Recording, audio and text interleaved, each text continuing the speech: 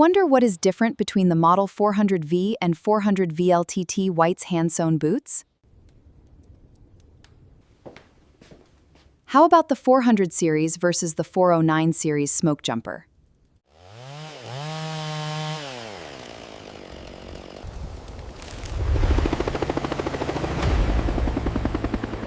So we're still talking on the White's series of boots, and we're on the Smokejumper, and I've got 3 pair here. Have you ever wondered what the difference was between the various models? Well, that's what we're going to talk about today. This model here is a 400V LTT. LTT stands for lace to toe. This one back here is a 400V, which is the standard or regular toe. Now, they're both 400s, and then I also have this one here is a 409. So what's the difference between the 400 and the 409? The 400 is a hand-stitched down, or hand-sewn construction.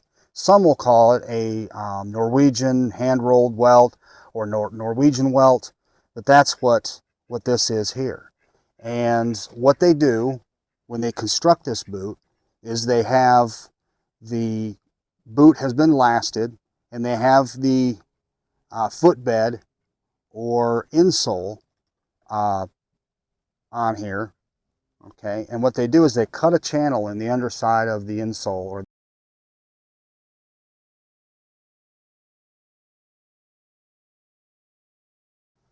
this upper and this welt piece. Okay, and that's what this is right here. And they tie all that together. So your upper, your insole or footbed, and this welt piece all get stitched together. Then what they do is after that, they bond this with glue to the midsole and the slip sole, and then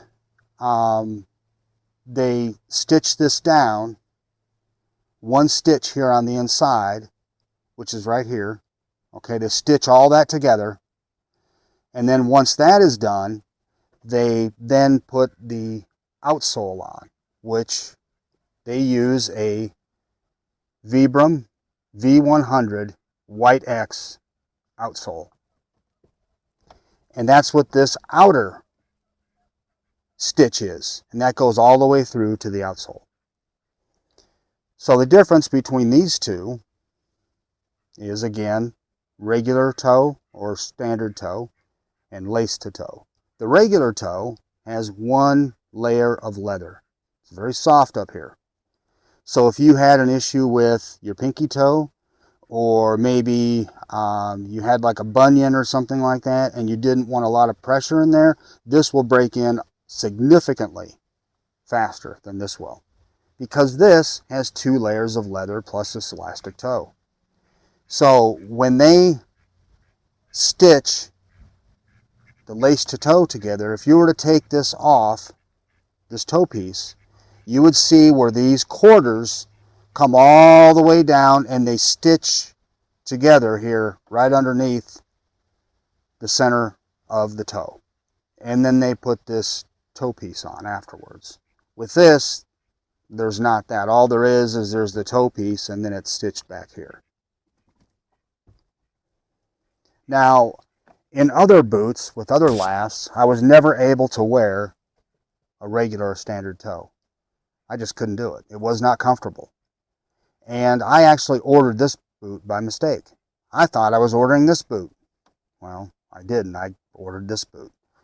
So when you see the unboxing, you really can't see it, but I'm thinking, oh shit. When I look at it, I'm like, I'm not going to be able to wear this. But I wore it for 2 weeks straight, and extremely comfortable boot. Love this boot. So what's the difference between this and this? Well, again, lace to toe. The laces come further up the toe, okay, or further up the foot, I should say. And it gives you a more positive feel.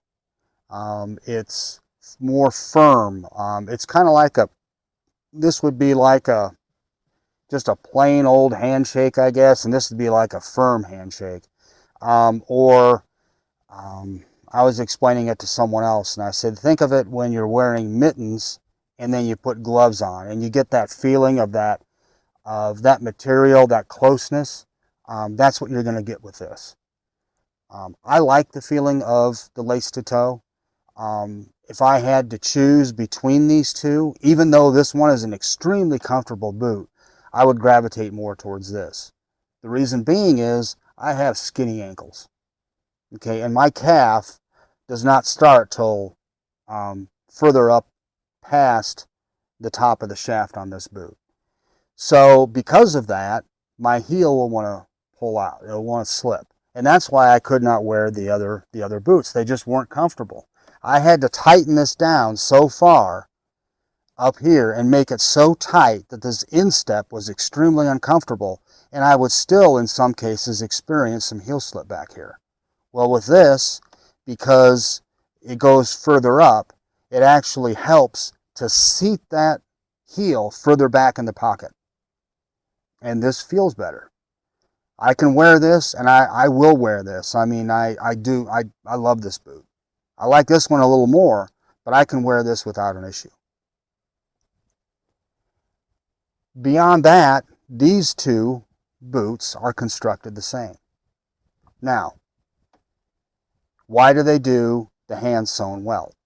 Well, they do that to tie all these pieces together. Your insole or footbed will not roll up inside there, first of all, and it produces kind of this storm welt construction that is theoretically a little more waterproof. Is it? I don't have any empirical evidence to show that this is more waterproof than this, which is just a standard stitch down construction. I got into the Pacific Northwest scene, let's see, it's 2026, so it would have been 2022 is when I started buying boots, so I'm relatively new to this, but I've accumulated a large number of pairs of boots, and I have worn them outside in the rain. It doesn't snow much here in Georgia, but I have worn them out in the snow when we did get some, and I really couldn't tell that there was a huge difference between these two that way as far as water resistance is concerned. But the one thing that I will tell you is that I do like the feeling, this lace to toe versus this lace to toe, in that when it ties all this stuff together, it feels like, or gives the feeling that this hugs my foot a little more than what this does. And I think it's because they're tying it, and it kind of ties underneath. It kind of cinches all that stuff together down here. So, and this is the way that the boot has been constructed for, you know, a very long time. This last came out in 1929, so we're coming upon 100 years that this last will have been in existence. And they still make it today. And for me, it's more comfortable than any other last that I wear from any other manufacturer. The next one would be, that's the next most comfortable for me would be Frank's 1977 last, which is kind of their version of this, except the toe, I think, is a little taller on the 1977 than what this is. And the other thing that's different, and why I think this boot is more comfortable to me, is because this transition from the heel to the toe area is a little more gentle. It's a little more gradual. And I'll show an x-ray of both this and the 1977 for reference. On Frank's 1977 last, from the heel, it is a more abrupt change. It goes down at a steeper grade, if you will. It gets down to the floor or ground faster, quicker than what this does. And because of that, because your foot is more distorted, and I don't want to use that word negatively, and it's not meant to be negative, but because you're making that curvature sooner, it shortens up your foot. And that's why Frank's will tell you that if you're going to use that 1977 last, you need to back it up half a size. So this is an 11D. In Frank's 1977, I wear a 10.5D. So that's just good information for reference. Again, the sole on these is Vibram's V100 White X sole. This is a great sole. It's very comfortable, very soft, and because it's soft, it's comfortable. And you get great grip on wet concrete. Where I work, it's polished concrete, and when it gets wet, I don't have any issues at all. And I wear these through an entire 12-hour shift, walking on concrete and walking up and down stairs and that type of stuff. Okay, the 409. So the 409 is just straight stitch down. There is no hand sewing on this boot. It is quicker for them to make these than it is for them to make these. But you have 2 rows of stitch down construction that go all the way through to the outsole. So they put all the components together, they glue all your components together, and then they stitch all the way through to the outsole. It's still a tried and true construction, and it's a 270-degree stitch down construction, which is what Otto White introduced when he was building these boots. Actually, I think that might be a little incorrect, because I think when they were first building them, they were nail down construction and they didn't have any of these stitches. But someone correct me if I'm wrong, but I believe the first ones were all nail down, in which this upper was turned underneath and everything was nailed down. But once they switched to stitch down, and I really don't know what year they switched that to, I'd have to look it up, but I know they've been doing this for a long while. They went to this 270 so that your heel doesn't flare out so far, and you end up with this nailed down in the back, which they use cinch nails. And then it takes a little more time. I mean, you could shave some time and you could just go ahead and just make this a 360-degree construction, but that's, you know, that's kind of the lazy way to do it. I mean, as far as getting this done, you can make boots faster, but you know, I prefer this construction myself. So if I have a choice to wear these boots, which one do I choose? Well, I'll choose the hand sewn construction over the stitch down construction. And just because of the way that it feels. I like the feeling of this boot more than I do the other one. Is the other one bad? No. You're not making a bad decision by getting the stitch down construction version.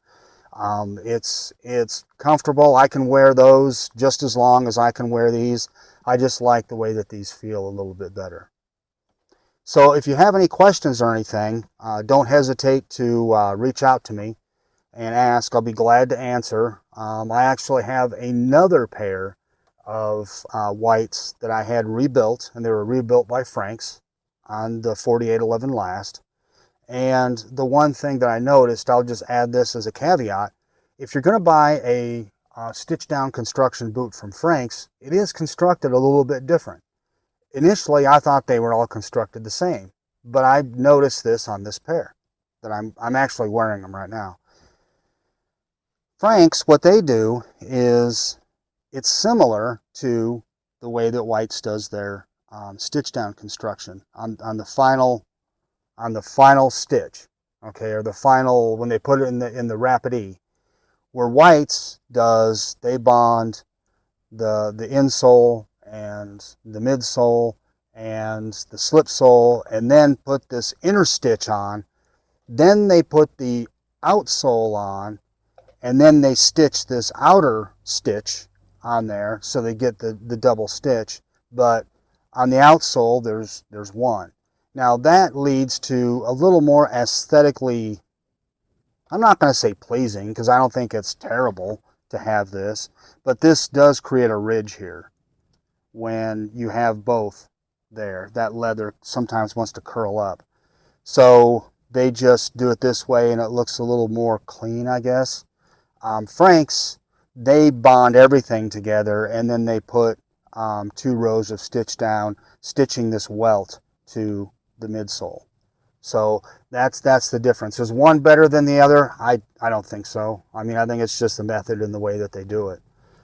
But Great boots. Again, you know, what I recommend for Pacific Northwest boots, Whites, Franks.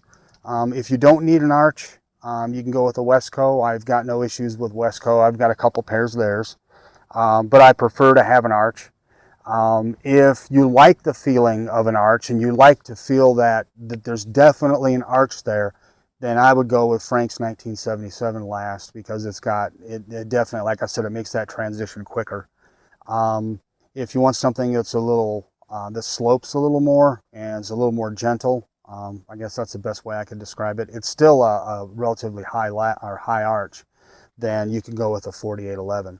But again, you know, feel free to ask me any questions. I got like a ton of boots, so I'll try and ask or answer your question if I've experienced it, and if I haven't, you know, I'll be glad to do some research. But thanks a lot for watching. Y'all have a great day.